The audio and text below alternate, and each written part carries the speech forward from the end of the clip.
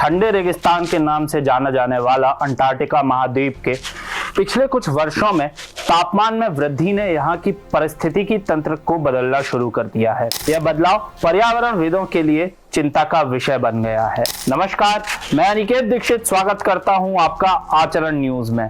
हमारी आज की डेली एनालिसिस रिपोर्ट अंटार्कटिका की बढ़ती हरियाली और ग्लोबल वार्मिंग के बारे में। अंटार्कटिका में हरियाली बहुत तेजी से बढ़ रही है।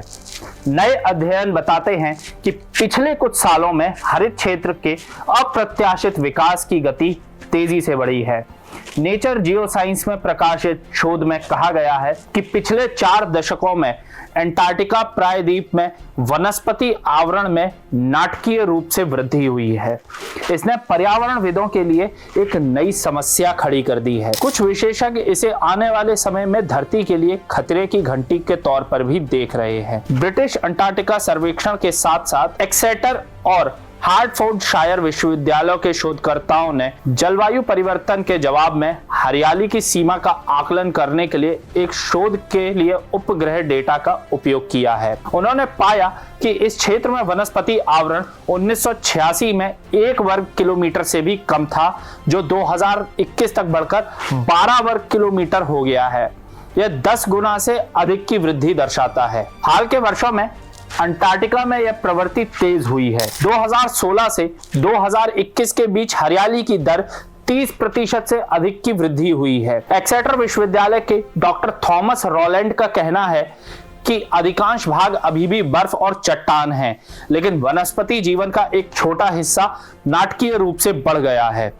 पौधे और काई ऐसी परिस्थितियों में पनप रहे हैं जिन्हें पृथ्वी पर सबसे कठोर परिस्थितियां माना जाता है। हरियाली में तेजी अंटार्कटिका में समुद्री बर्फ की मात्रा में कमी के साथ मेल खाती है, जो इस क्षेत्र में जलवायु परिवर्तन के प्रभावों का संकेत है। अंटार्कटिका प्रायद्वीप वैश्विक औसत से अधिक तेजी से गर्म हो रहा है और इसके तेजी से गर्म होने की घटनाएं लगातार हो रही हैं। ऐसे में वनस्पति की यह तेजी पारिस्थितिकी तंत्र में बदलाव को लेकर चिंता पैदा करती है। हार्टफोर्डशायर विश्वविद्यालय के डॉक्टर ऑली बार्टलेट इस बदलाव के बारे में चेतावनी देते हैं और कहते हैं कि वनस्पति जीवन में वृद्धि से मिट्टी ने निर्माण में आसानी होगी और अन्य पौधों के बढ़ने का रास्ता साफ होगा। इससे गैर देशी और आक्रामक प्रजातियों के आने का खतरा बढ़ जाएगा। शोधकर्ता इस हरियाली प्रवृत्ति को प्रेरित करने वाले विशिष्ट जलवायु और पर्यावरणीय तंत्र की जांच करने की आवश्यकता पर जोर देते हैं। विशेषज्ञों ने चेतावनी दी है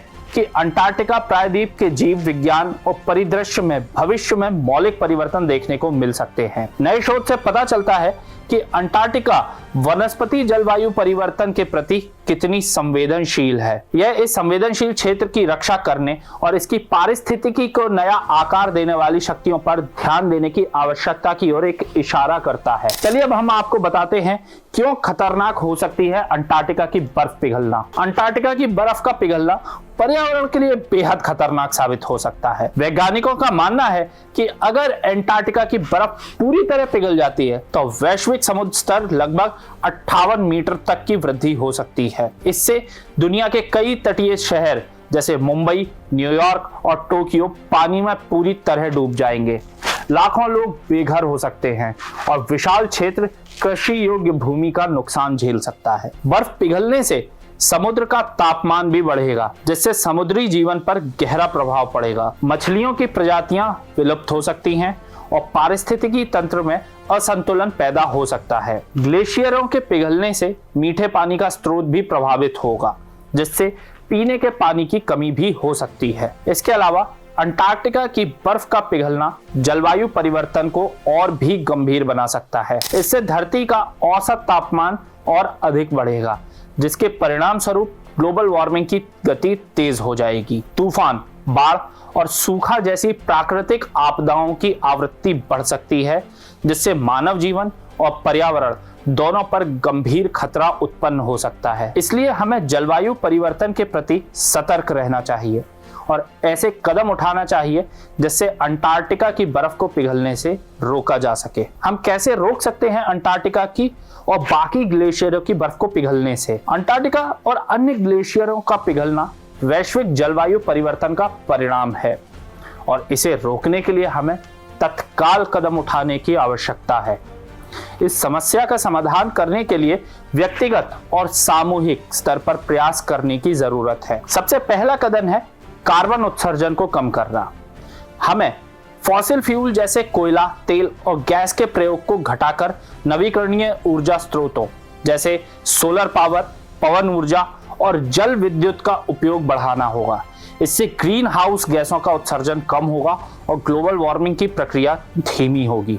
इसके अलावा जंगलों की कटाई को रोकना भी बहुत महत्वपूर्ण है। पेड़ वातावरण से कार्बन डाइऑक्साइड को सोखकर जलवायु को नियंत्रित करते हैं। अधिक से अधिक वृक्षारोपण और वनों की रक्षा से कार्बन संतुलन बनाए रखना संभव हो सकता है। औद्योगिक क्षेत्रों में ऊर्जा की बचत करना, सार्वजनिक परिवहन को बढ़ावा देना और प्लास्टिक के उपयोग को कम करना भी ग्लेशियरों को पिघलने की दर को कम करने में काफी मदद कर सकता है। पर्यावरण के प्रति जिम्मेदारी लेते हुए हमें अपने दैनिक जीवन में छोटे छोटे बदलाव करने होंगे, जैसे कि रिसाइकलिंग को प्रोत्साहित करना, ऊर्जा दक्षता बढ़ाना और पानी की बर्बादी को रोकना। अंतर्राष्ट्रीय स्तर पर सरकार को जलवायु समझौतों का सख्ती पर से पालन करना चाहिए। पेरिस समझौता जैसे समझौते कार्बन उत्सर्जन को सीमित करने के लिए महत्वपूर्ण है और सभी देशों को इसमें सक्रिय भूमिका निभानी होगी। इस प्रकार हम सामूहिक प्रयासों से अंटार्कटिका और अन्य ग्लेशियरों को पिघलने से रोक सकते हैं। तो यह थी हमारी आज की एक खास रिपोर्ट। आपको हमारा यह कार्यक्रम कैसा लगा? अपने विचार हमसे जरूर साझा करें और तब तक हमारे न्यूज़ चैनल आचरण न्यूज़ को सब्सक्राइब जरूर करें। तब तक के लिए धन्यवाद।